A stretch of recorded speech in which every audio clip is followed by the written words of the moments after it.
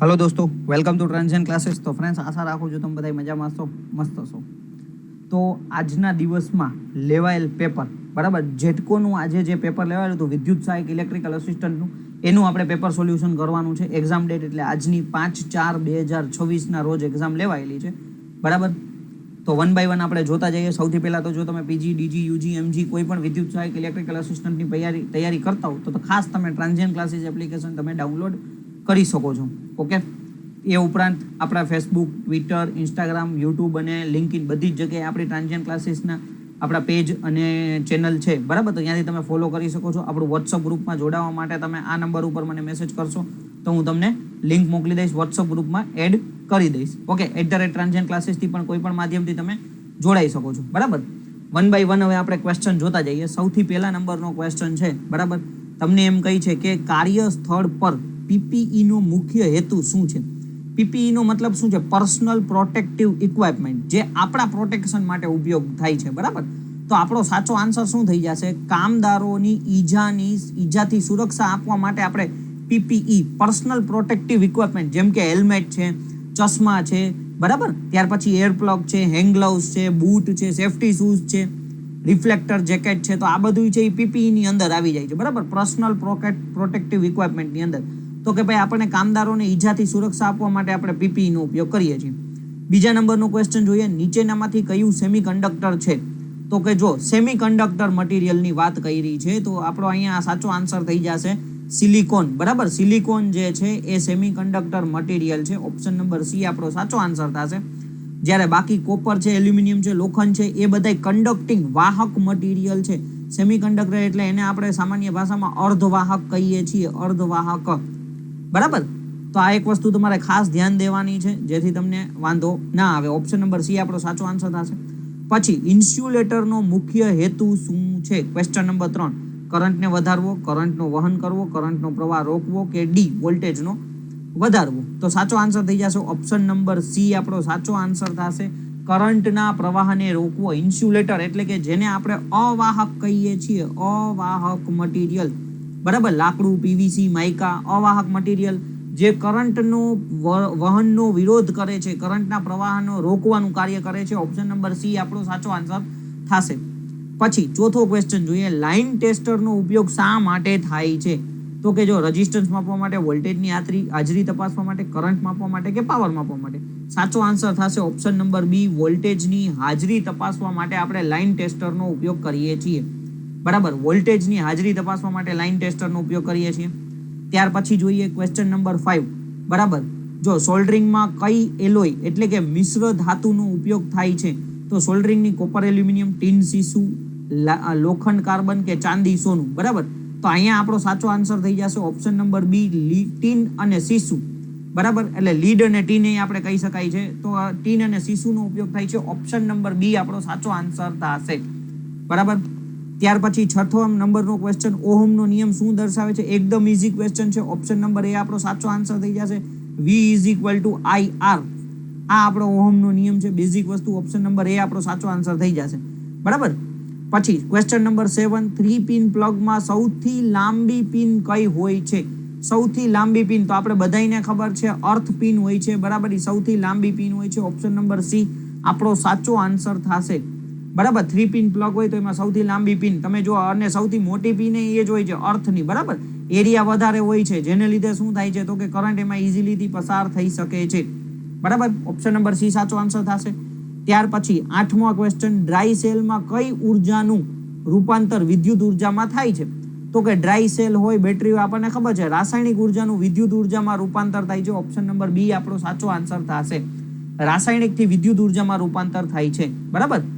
ત્યાર પછી question number 9ની વાત કરીએ, ઇલેક્ટ્રોમેગ્નેટ ક્યારે ચુંબકીય બને છે? ખાસ ધ્યાન દેજો, ઇલેક્ટ્રોમેગ્નેટ છે, બેઝિક વસ્તુ છે, આવી રીતના કોઈ પણ એક ઇલેક્ટ્રોમેગ્નેટ, એની અંદર જ્યારે તમે કરંટ પસાર કરશો ત્યારે જ મેગ્નેટિક ફિલ્ડ ઉત્પન્ન થશે, બરાબર। કરંટ પસાર કરવાથી, એટલે કરંટ વહે છે ત્યારે જ આમાં મેગ્નેટિક ફિલ્ડ, ફ્લક્સ ઉત્પન્ન થાય છે, એટલે એને ઇલેક્ટ્રોમેગ્નેટ કહેવામાં આવે છે। ઓપ્શન નંબર બી આપણો સાચો આન્સર થશે। ત્યાર પછી ક્વેશ્ચન નંબર 10ની વાત કરીએ, એસી વોલ્ટેજ અથવા કરંટમાં એક સાયકલનો કોણ કેટલો હોય છે? જો ખાસ ધ્યાન દેજો, એસી વોલ્ટેજ અથવા કરંટમાં એક સાયકલનો કોણ કેટલો હોય છે? તો કે જો એક સાયકલ આપણે અહીંથી દોરીએ, બરાબર, આવી રીતના, તો એક સાયકલની સંપૂર્ણ સાયકલ એટલે અહીંથી 0, અહીંયા પાઈ અને અહીંયા 2 પાઈની વાત કરીએ છીએ. તો એક સાયકલને પૂરો થવા માટે લાગતો સમય એટલે ટી છે. તો અહીંથી આ તમે જો આ પોઝિટિવ હાફ સાયકલ છે, આ નેગેટિવ હાફ સાયકલ છે, બરાબર. તો આ આખી સંપૂર્ણ છે ને એક સાયકલ બની અહીંથી શરૂ કરીને. તો એનો સાચો આન્સર એટલે 0 થી અહીંયા 2 પાઈ એટલે 360 થયા. ઓપ્શન નંબર ડી આપણો સાચો આન્સર થશે. વોલ્ટેજ અથવા કરંટના એક સાયકલનો કોણની વાત કરી છે તો એ 360 થશે, બરાબર.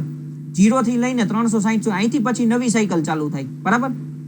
ત્યાર પછી ક્વેશ્ચન નંબર 11 ની વાત કરીએ. ડાયોડનો મુખ્ય ઉપયોગ શું છે? તો કે ભાઈ ડાયોડ છે આપણને ખબર છે, આવી રીતના ડાયોડ હોય છે, બરાબર. આપણે ઇલેક્ટ્રોનિક સર્કિટમાં ઉપયોગ કરીએ, અહીંયા એનોડ હોય છે, અહીંયા કેથોડ હોય છે. એનો મેઇન આપણે પર્પસ ક્યાં ઉપયોગ કરતા હોઈએ છીએ? તો કે એસી ને ડીસીમાં રૂપાંતરમાં રેક્ટિફાયર તરીકે આપણે ડાયોડનો ઉપયોગ કરીએ છીએ. ડાયોડનો એઝ અ સ્વિચ તરીકે પણ ઉપયોગ કરીએ છીએ, એઝ અ રેક્ટિફાયર તરીકે ઉપયોગ કરીએ છીએ એસી ને ડીસીમાં રૂપાંતર કરવા માટે, બરાબર. ત્યાર પછી તમે જુઓ 12મો ક્વેશ્ચન સરસ મજાનો છે. એન્ડ ગેટનું આઉટપુટ ક્યારે 1 આપે છે? ક્યારે 1 આપે છે? જો હું અહીંયા ટ્રુથ ટેબલ ડ્રો કરું છું એટલે તમને અહીંયા આઈડિયા આવે. એ છે, બી છે અને વાય છે. અહીંયા હું એન્ડ ગેટ દોરું છું. એન્ડ ગેટ ખરેખર તમને આઈડિયા હોવી જોઈએ. આપણે વિડીયોઝ છે યુટ્યુબમાં પણ અવેલેબલ છે, આપણા કોર્સમાં પણ હતા, બરાબર. તો કે ભાઈ મેન વસ્તુ y = a * b ગુણાકાર કરે છે. 0 0 1 1 0 1 0 1 0 × 0 એટલે 0, 0 × 1 એટલે 0, 1 × 0 એટલે 0, 1 1 1. તો એનો મતલબ કે જ્યારે બે ઇનપુટ 1 હોય ત્યારે આઉટપુટ 1 મળશે, બંને ઇનપુટ 1 હોય ત્યારે, બરાબર. એટલે ઓપ્શન નંબર બી આપણો સાચો આન્સર થશે. ઓપ્શન નંબર બી આપણો સાચો આન્સર થશે. જ્યારે બે ઇનપુટ 1 હોય ત્યારે આપણને શું થશે? તો કે ભાઈ આઉટપુટ 1 મળશે. સરસ મજાનો ક્વેશ્ચન 13મો. ટ્રાન્સફોર્મર કયા સિદ્ધાંત ઉપર કાર્ય કરે છે? આપણને બધાને ખબર છે, ફેરેડેના ઇલેક્ટ્રોમેગ્નેટિક ઇન્ડક્શનના સિદ્ધાંત મુજબ, અથવા mutual induction, mutual electromagnetic induction, બરાબર. જે કંઈ પણ કહીએ એક જ સાચો જ આન્સર થશે. ઓપ્શન નંબર બી આપણો સાચો આન્સર થશે, બરાબર. ફેરેડે ઇલેક્ટ્રોમેગ્નેટિક ઇન્ડક્શનના સિદ્ધાંત મુજબ અથવા મ્યુચ્યુઅલ ઇન્ડક્શનના સિદ્ધાંત ઉપર કાર્ય કરે છે. ત્યાર પછી તમે જુઓ 14મો ક્વેશ્ચન. 3 ફેઝ ઇન્ડક્શન મોટર સ્વયં સ્ટાર્ટિંગ એટલે કે સેલ્ફ સ્ટાર્ટ, બરાબર. સેલ્ફ સ્ટાર્ટ કેમ છે? બ્રશ હોય છે, રોટરમાં બેટરી હોય છે, રોટેટિંગ મેગ્નેટિક ફિલ્ડ એટલે કે આપણે જેને RMF થી ઓળખીએ છીએ, રોટેટિંગ મેગ્નેટિક ફિલ્ડ ઉત્પન્ન થાય છે, કોમ્યુટેટર હોય. સાચો આન્સર થઈ જશે option number C, rotating magnetic field હોવાથી સેલ્ફ સ્ટાર્ટ છે, બરાબર. રોટેટિંગ મેગ્નેટિક ફિલ્ડ હોવાને લીધે. ત્યાર પછી 15મો ક્વેશ્ચન. સિંગલ ફેઝ મોટર સ્વયં સ્ટાર્ટિંગ નથી. જો 3 ફેઝ સેલ્ફ સ્ટાર્ટ છે, આ સ્વયં સ્ટાર્ટિંગ નથી. ખાસ ધ્યાન દેજો, નથી કીધેલું છે. આપણે બધાને આઈડિયા છે સિંગલ ફેઝ ઇન્ડક્શન મોટર જે સેલ્ફ સ્ટાર્ટ નથી, એનું મેઇન રીઝન ફરતું ચુંબકીય ક્ષેત્ર બનતું નથી. ઓપ્શન નંબર બી આપણો સાચો આન્સર થશે, કારણ કે એમાં ફરતું ચુંબકીય ક્ષેત્ર નથી. એટલે અલગ અલગ મેથડથી આપણે છે ને સિંગલ ફેઝ ઇન્ડક્શન મોટરને ચાલુ કરવાની હોય છે, બરાબર. આટલું મગજમાં બેઠું. ત્યાર પછી 16મો ક્વેશ્ચન સરસ મજાનો ક્વેશ્ચન છે. લ્યુમેન શાનું માપ છે? બરાબર. લ્યુમેન શાનું માપ છે અથવા શેનો એકમ છે? તો ખાસ યાદ રાખજો, પ્રકાશના પ્રવાહ, બરાબર. એટલે ખરેખર ભાઈ ફ્લક્સ આવશે. પ્રકાશનો પ્રવાહ એટલે ફ્લક્સ કહેવામાં આવે છે. ઓપ્શન નંબર બી આપણો સાચો. અહીંયા પ્રકાશની તીવ્રતા એટલે એ આપણી છે ને ભાઈ, એ આપણું શું થઈ જશે? ઇન્ટેન્સિટી થઈ જશે. ઇન્ટેન્સિટી નહીં આવે, સાચો આન્સર આવશે ઓપ્શન નંબર બી આપણો સાચો આન્સર થઈ જશે, પ્રકાશના પ્રવાહ, બરાબર. એટલે જેને ફ્લક્સથી ઓળખવામાં આવે છે, બરાબર. ત્યાર પછી તમે 17મો ક્વેશ્ચન. હાઉસ વાયરિંગમાં જુદા જુદા લોડ કઈ રીતે જોડાયેલ છે? તો હાઉસ વાયરિંગમાં આપણે બધાને ખબર છે સમાંતરમાં જોડેલા હોય છે, પેરેલલમાં જોડેલા હોય છે. ઓપ્શન નંબર બી ઇઝીલી આપણો આન્સર આવી જશે.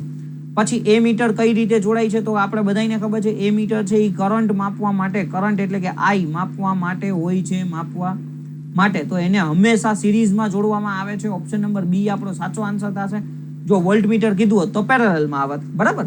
એ મીટર છે એટલે હંમેશા એ સિરીઝમાં જોડવામાં આવતું હોય છે. આવી રીતના કોઈ કરંટ ફ્લો થાય તો અહીંયા વચમાં એ મીટર રાખવામાં આવે છે, આવી રીતના, બરાબર. કરંટ માપવા માટે આપણે એ મીટરનો ઉપયોગ કરીએ છીએ. સિરીઝમાં જોડવામાં આવે છે, શ્રેણીમાં. ત્યાર પછીનો ક્વેશ્ચન. પાવર પ્લાન્ટનો મુખ્ય હેતુ શું છે? તો કે ભાઈ પાવર જનરેશન કરવાનો. ઓપ્શન નંબર બી આપણો સાચો આન્સર થશે. Solar power station, thermal power station, nuclear power station, તો એનું મેઇન કામ શું છે? પાવર જનરેશન, બરાબર. પછી ટ્રાન્સમિશન માટે હાઈ વોલ્ટેજ શા માટે વપરાય છે? તો કે હાઈ વોલ્ટેજ આપણે પાવર લોસ ઘટાડવા માટે. ઓપ્શન નંબર બી આપણો સાચો આન્સર થશે, બરાબર. ઓપ્શન નંબર બી આપણો સાચો આન્સર થશે. પાવર લોસ ઘટશે તો એટલે આપણે હાઈ વોલ્ટેજનો ઉપયોગ કરીએ છીએ. એ ઉપરાંત આપણે ટ્રાન્સમિશન લાઇનની કોસ્ટ છે એ પણ ઓછી થાય છે, બરાબર. પછી એન્જિનિયરિંગ ડ્રોઈંગનો મુખ્ય હેતુ શું છે? હવે જો એન્જિનિયરિંગ ડ્રોઈંગ, હવે આમાં તમે એમણમ ક્વેશ્ચન આન્સર ઓપ્શન વાંચો તો શણગાર માટે ન જ આવે, ટેકનિકલ માહિતી દર્શાવવા, રમકડું બનાવવા, રંગ ભરવા. તો સાચો આન્સર ઓપ્શન નંબર બી થઈ જશે. બરાબર, ટેકનિકલ માહિતી દર્શાવવા માટે આપણે ઉપયોગ કરીએ છીએ, ઓપ્શન નંબર બી. પછી 22મો ક્વેશ્ચન છે, વર્તુળ દોરવા માટે કયું સાધન વપરાય છે? બરાબર, વર્તુળ દોરવા માટે આપણે કંપાસનો ઉપયોગ કરીએ છીએ, ઓપ્શન નંબર બી આપણો સાચો આન્સર થશે. બરાબર, વર્તુળ દોરવા માટે કંપાસનો ઉપયોગ કરીએ છીએ. પછી એન્જિનિયરિંગ ડ્રોઈંગમાં ડેશ લાઈન જે છે એ શું દર્શાવે છે? બરાબર, આવી રીતના ડેશ ડેશ ડેશ, તો એનો મતલબ એવો છે છુપાયેલી ધાર. બરાબર, ઓપ્શન નંબર બી આપણો સાચો આન્સર. ટાઈપ્સ ઓફ લાઈનમાંથી આ ક્વેશ્ચન પૂછાયેલો છે. બરાબર, ત્યાર પછી ડાયમેન્શન લાઈન કેવા પ્રકારની હોય છે? ડાયમેન્શન લાઈન છે તો એ પાતળી હોય છે, ઓપ્શન નંબર બી આપણો સાચો આન્સર છે, એકદમ પાતળી. બરાબર, પછી 25મો ક્વેશ્ચન તમે જુઓ, એન્જિનિયરિંગ ડ્રોઈંગમાં સ્કેલ લેવાનો હેતુ શું છે? રંગવું, વજન માપવું, એવું ન આવે, સમય માપવું એ પણ ના આવે, ઓપ્શન નંબર બી જ આવશે. બરાબર, માપ ઘટાડવું અથવા વધારવું માટે, ઓપ્શન નંબર બી આપણો સાચો આન્સર થશે. પછી 26મા ક્વેશ્ચનમાં જુઓ, ડ્રોઈંગ શીટમાં ટાઇટલ બ્લોકમાં કયા બનાવવામાં આવે છે? ડ્રોઈંગ શીટની અંદર ટાઇટલ બ્લોક જમણી બાજુ નીચે, ઓપ્શન નંબર બી. આમ જો તો બધાયમાં બી બી બી જ આવે છે. બરાબર, જમણી બાજુ નીચે હોય છે. આવી રીતના ટાઇટલ બ્લોક હોય તો અહીંયા નીચે આપણે છે ને આપણે ટાઇટલ બ્લોક બનાવવામાં આવે છે, આખું જે શીટ હોય છે એમાં. ઓકે, જમણી બાજુ નીચે. 27મો ક્વેશ્ચન તમને કહે છે, એન્જિનિયરિંગ ડ્રોઈંગમાં ડાયમેન્શન દર્શાવવા માટે નીચેનામાંથી કયો એકમ વપરાય છે? એકમ પૂછ્યો છે, મિલીમીટર. બાકી તમે જો સેકન્ડ, વોટ ને એમ્પિયર આવે જ નહીં, ઓપ્શન નંબર બી જ આપણો સાચો આન્સર થઈ જશે. 5 ક્વેશ્ચનના આન્સર તમે જુઓ તો બી છે. 5 થી આગળના બધા બી બી બી ચાલે છે. બરાબર, ત્યાર પછી તમે જુઓ તો કે સિમ્બોલમાંથી એસી સ્ત્રોતનું પ્રતીક શું છે? ઓપ્શન નંબર બી આપણો સાચો આન્સર થઈ જશે. બરાબર, આ એસી સોર્સનું પ્રતીક છે. ઓકે, ઉપર તમે જુઓ તો આ આપણું ડીસી છે, જ્યારે અહીંયા તમે જુઓ તો આ ડાયોડ છે. બરાબર, અને અહીંયા તમે જુઓ તો એ આપણું રજિસ્ટર છે, રજિસ્ટર. બરાબર, અહીંયા પાછું રજિસ્ટર આપેલું છે, અને અહીંયા તમને પૂછ્યું છે કેપેસિટરનું પ્રતીક, તો ઓપ્શન નંબર બી આપણો સાચો આન્સર થઈ જશે.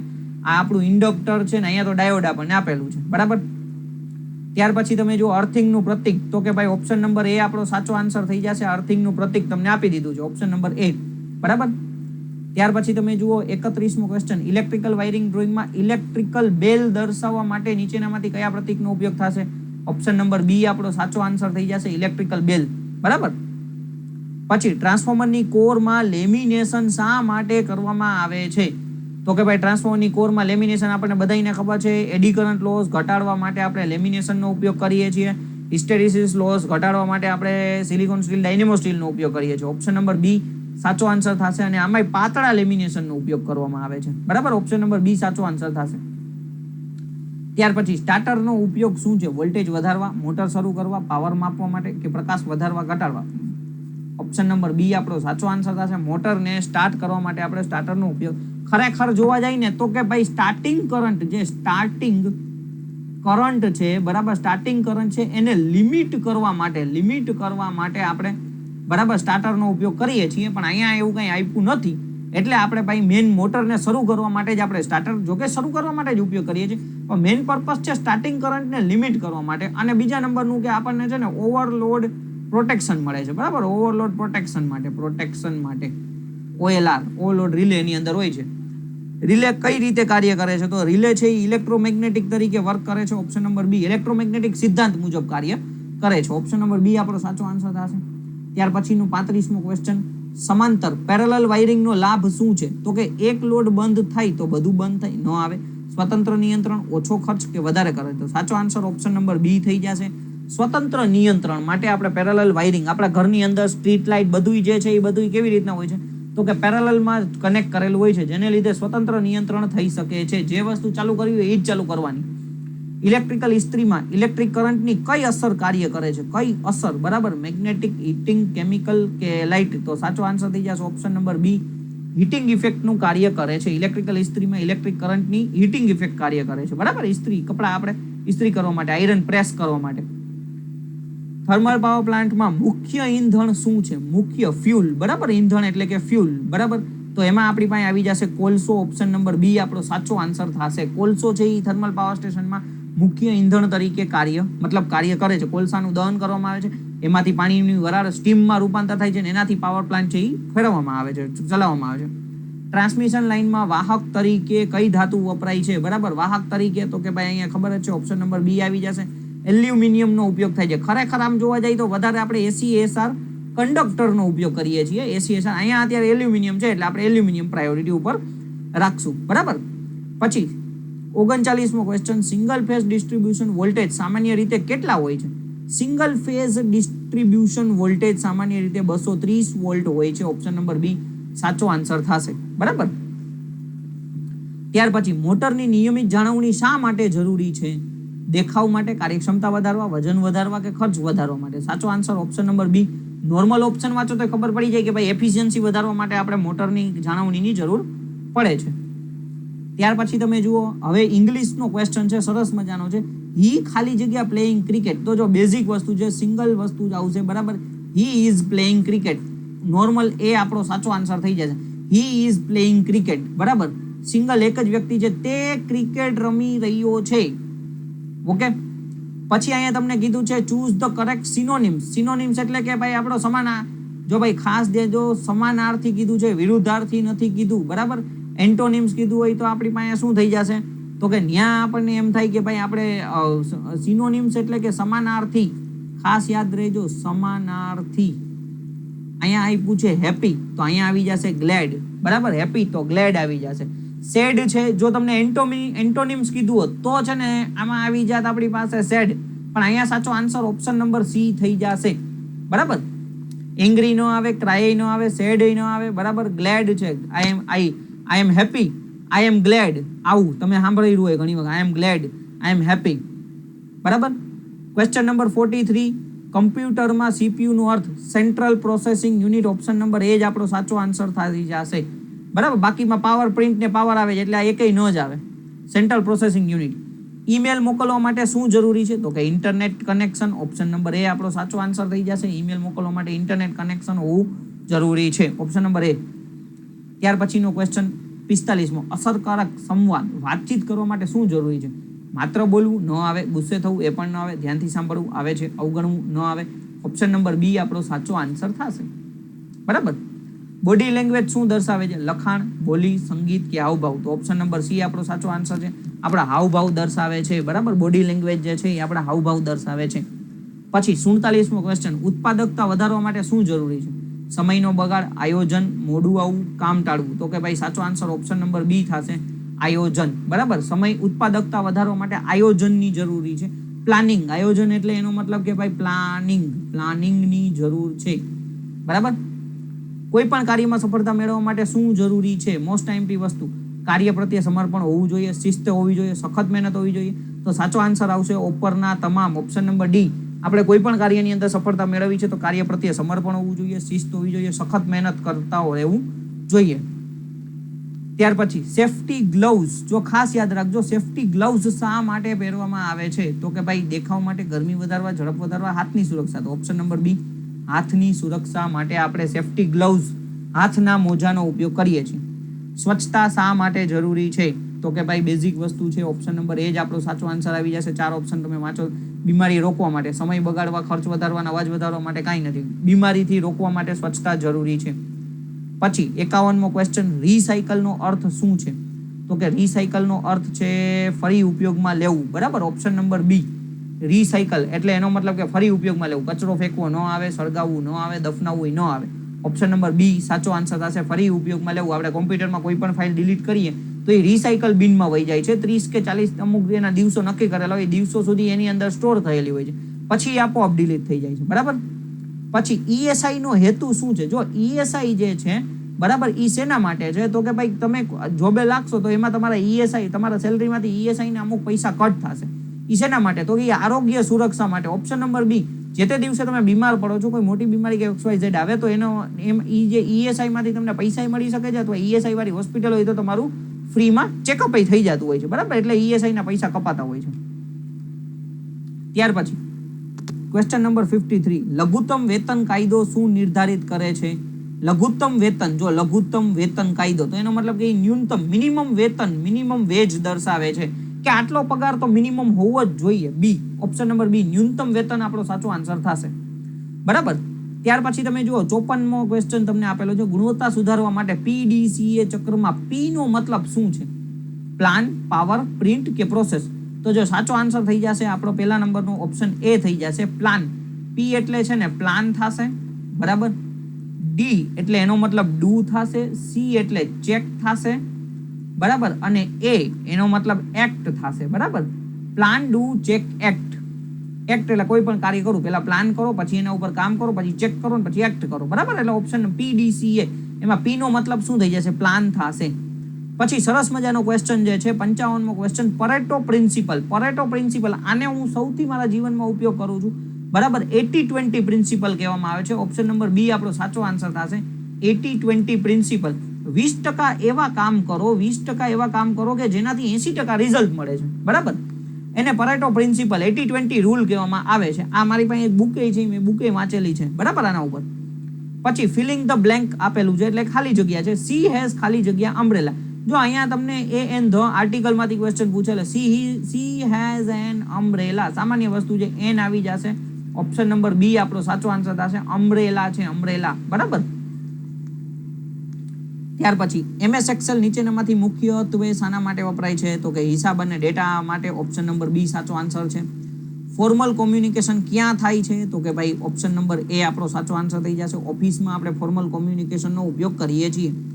ફાયર એક્સટિંગ્યુશનનો ઉપયોગ શા માટે થાય છે? સાદી સિમ્પલ વસ્તુ છે, આગ બુઝાવવા માટે આપણે ફાયર એક્સટિંગ્યુશનનો ઉપયોગ કરીએ છીએ.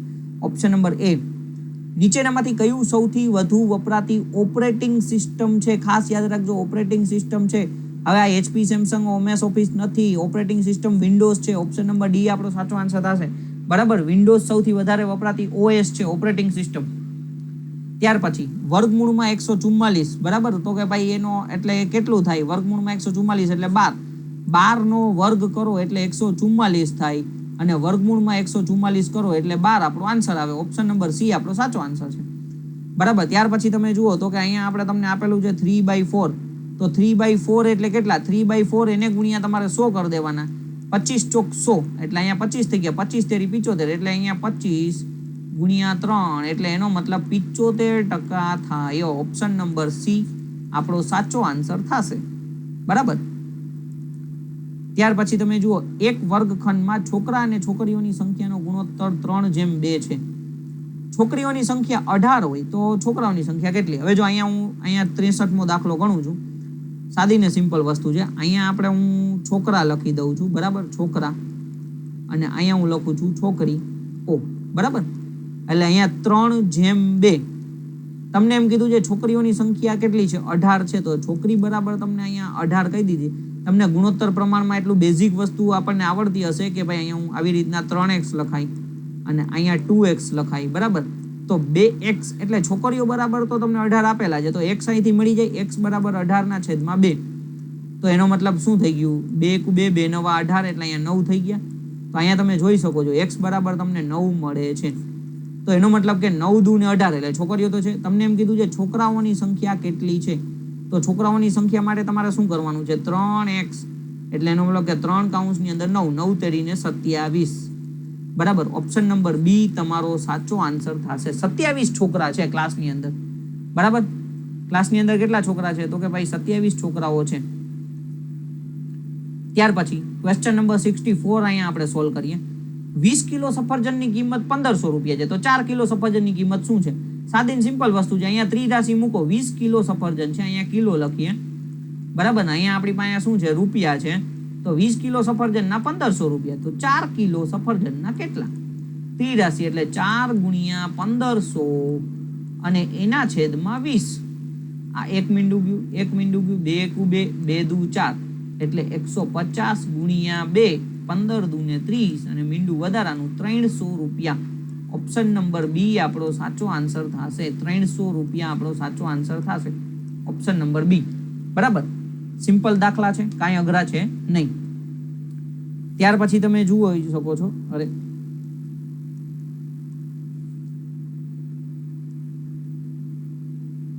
ચાલો, 200 એટલે કેટલા? બરાબર. તો 200 એટલે 200 એને ગુણ્યા 10/100 કરી નાખવાના. આ 2 મીંડા ગયા, 2 મીંડા ગયા, તો આથી 1 મીંડું કાઢો તો 2 દાણ 20 એટલે 20 થાય, બરાબર. ઓપ્શન નંબર બી આપણો સાચો આન્સર છે. અથવા સીધા આપણે તમે 200 ભાંગ્યા 10 કરી નાખો ને તોય થઈ શકે છે, બરાબર. જેને જેવું ફાવતું હોય, પણ મેં ઈઝીમાં ઈઝી સાદી રીતે દર્શાવ્યું છે, બરાબર. ઘનતા ડેન્સિટીનું સૂત્ર શું છે? બરાબર. Density D = M/V. માસ અને વોલ્યુમના ગુણોત્તરને ઘનતા કહેવામાં આવે છે. માસ અને ગુણોત્તરના શું કહેવાય? માસ અને વોલ્યુમના એટલે કે દળ અને કદના ગુણોત્તરને ડેન્સિટી કહેવામાં આવે છે. પછી અહીંયા તમને 67મો ક્વેશ્ચન મસ્ત આપેલો છે. કાર્યનું સૂત્ર શું છે? Work is equal to force into distance. Force into એટલે ફોર્સ એટલે કે એનો મતલબ કે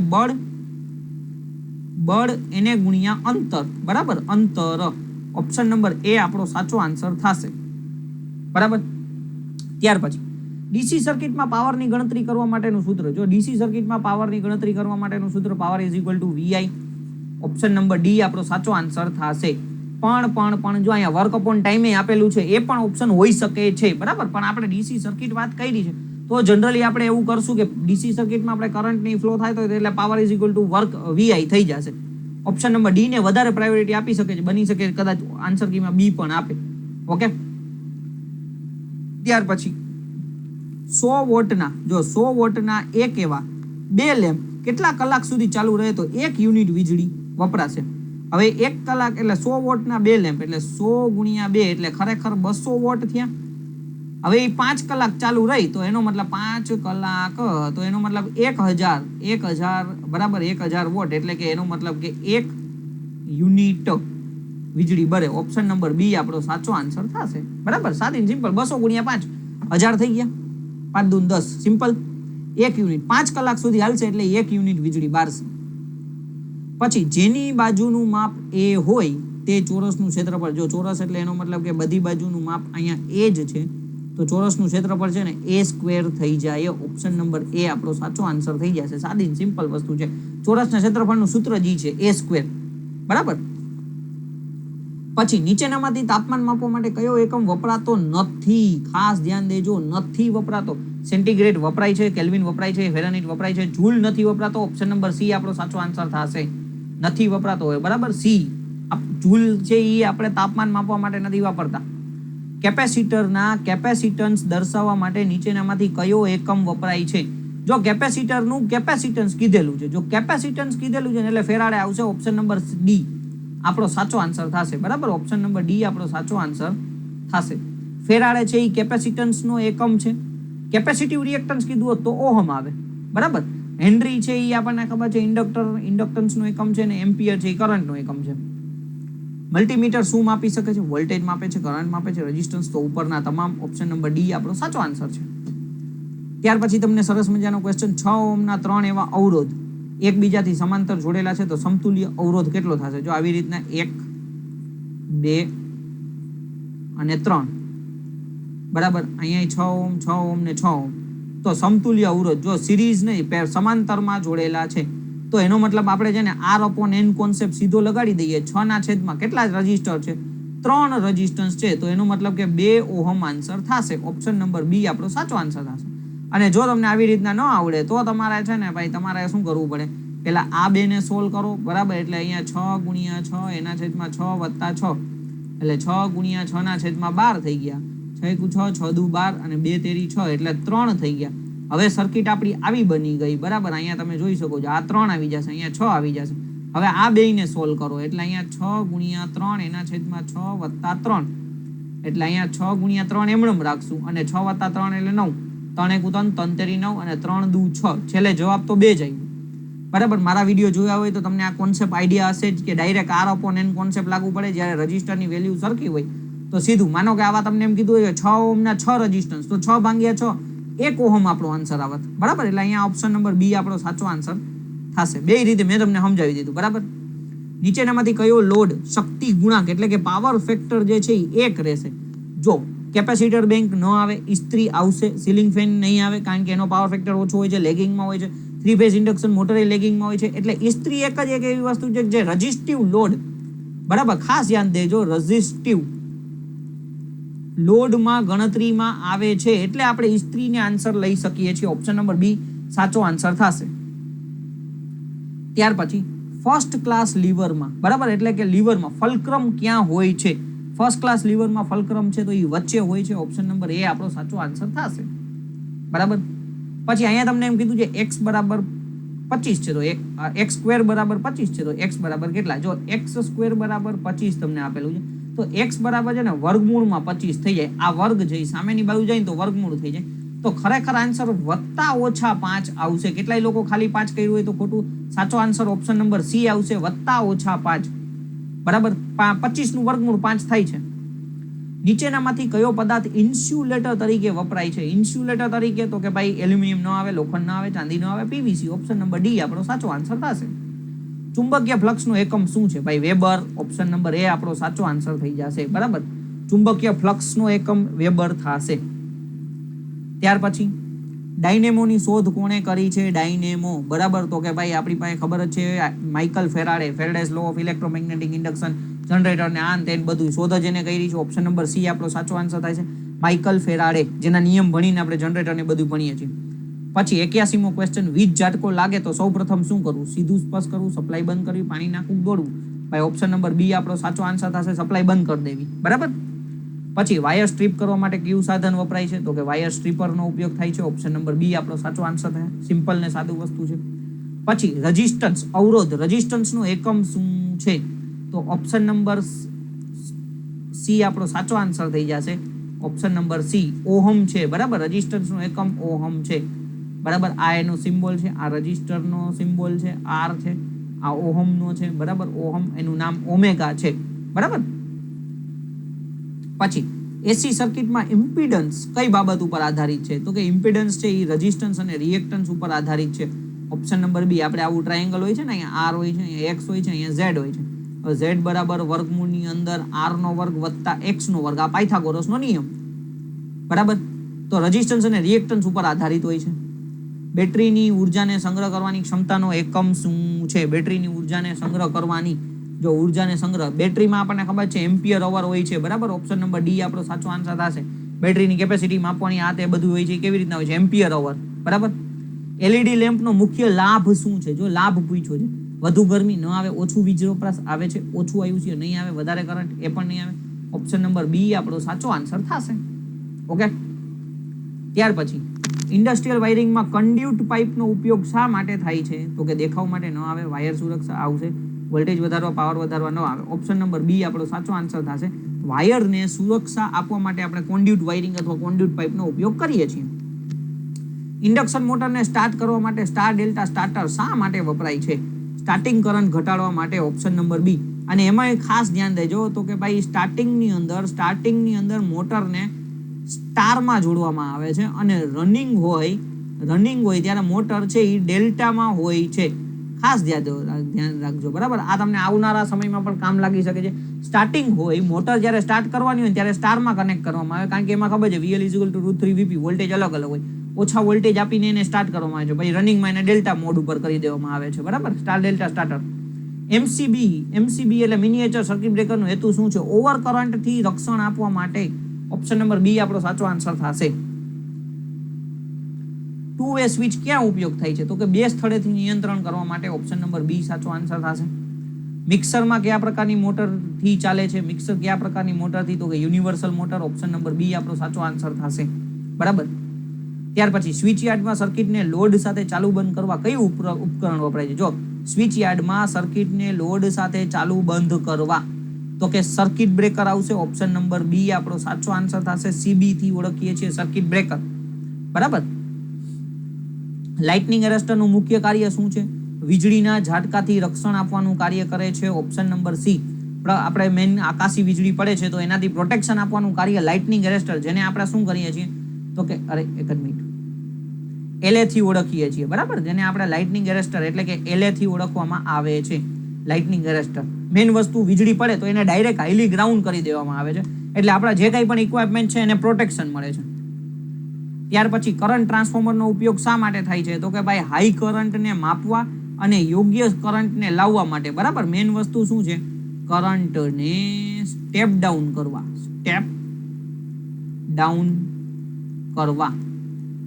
બરાબર. 11 kV વીસીબી, જો ખાસ યાદ રાખજો, વીસીબી નો અર્થ શું છે? Vacuum circuit breaker. Option number A આપણો સાચો આન્સર થશે.